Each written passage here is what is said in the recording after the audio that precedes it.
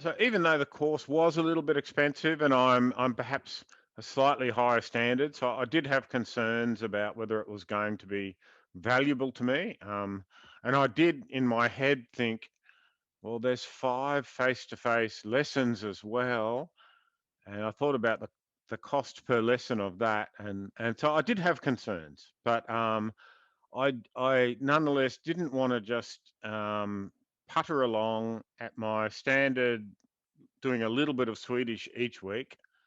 There was quite a bit of enthusiasm among other people. There seemed to be a bit of a buzz about it, and I thought, well, jump in and give it a go. So I did, really, and I have to say I'm really glad that I did. I found the course really invigorating and energizing, partially from the other people that do it, partially from the teachers, Daniel and Anelli.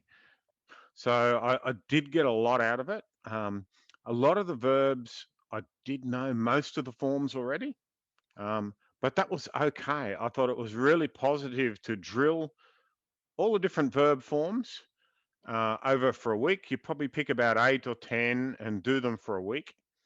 Um, so you listen to it, you read it, you write it, you spell it, you answer multiple choice questions about it and do self-tests about it. And you do that whole set over and over again for a week, probably about 7 hours a week, something like that. Um, and that's a great way to just drill something into your head, and get it learnt, really. And I think that's really, really valuable. So although I knew most of the words, maybe all of the words even, I didn't necessarily know them, wasn't comfortable with all of them in all of the forms. Um, there's also lots of mistakes that I make over and over again. I'll forget some verbs. Does it end in AR or ER? In the present tense, and I'll also commonly forget to use an infinitive after a help verb. I must do something, or I shall do something, or whatever. I often forget to use an infinitive. And that's just a common mistake I've always done. And this gets you out of that habit. It breaks it, snaps it, throws it in the bin, because when you're typing it out and spelling it out, you have to get it right. It's not enough to just have something that looks roughly like it. You have to get it right. And that's a really positive thing. You also have a weekly face-to-face meeting where you meet the other students, talk to them, that answer everybody's common questions and so on. And there's quite a few interesting little tidbits that come up there. Probably the biggest thing is just touching base with other people who are in the same situation and learning Swedish too. It's a really positive vibe, that's really energizing and really good. You finish a lesson and it's great. Um, an unexpected bonus for me was copying Daniel's pronunciation. So, Swedish is famous for its sing-song, la di da di da di da quality of stress on different syllables or words in a sentence, and changing the tone of the words, and being able to hear that phrase repeated, said very clearly, and then repeating it, and doing that over and over again through the week, I found a really, really great way to start improving my pronunciation. So that was an unexpected bonus that I didn't realize I was going to get from it. I guess there's a real sense of accomplishment in doing the course too, that it is a boot camp. So it is intensive, and you kind of get through it, and get through it as a team, as a group. Yeah, overall, I'm just really glad that I did it. I got a lot out of it, and yeah, looking forward to doing more, really. And Okay. I should say as well too that I thought it was a really well put together course. It's really well constructed. Do you know what I mean? It's really well put together. The phrases, the sentences you choose are really effective. They're simple and short, and so they're a great way to drill it. And it means you can write it because it's a short, well chosen phrase. You can write, you know what I mean? You can write it and remember it. You'll get to remember it over that week. And so I think that helps too. I think the way it's all put together and well thought out, there are some really handy expressions in there. Uh, uh, yeah, some usages that are really good to learn. I like the idea of the different forms. The listening, the reading it, the writing it, the spelling it, and then the self testing.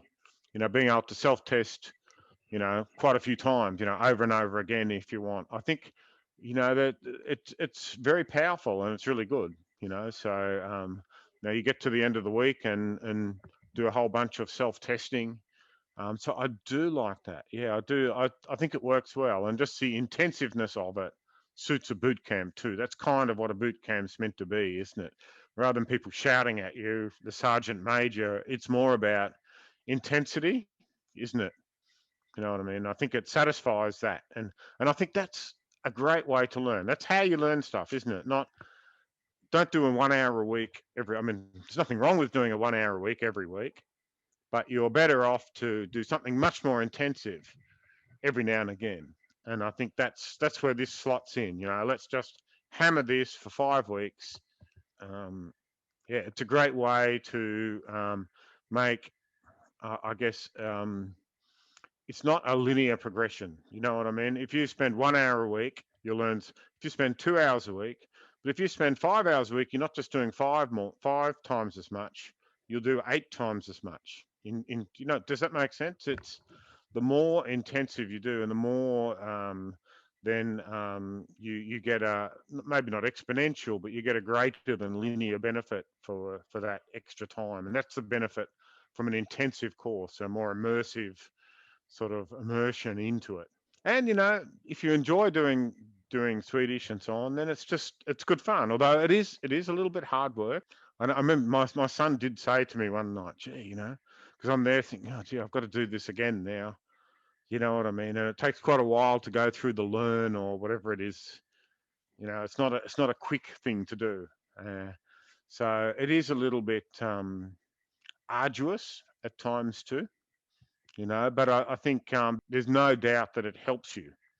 You're really flexing your Swedish muscles and developing them, if you could say that. I think if you are unfamiliar with all of the words, I think it would be too hard, you know.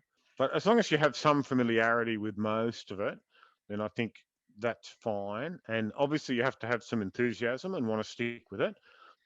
Yeah, you have to have that time and have that desire to, roll your sleeves up and do it, which is hard to do after a day's work and that sort of thing.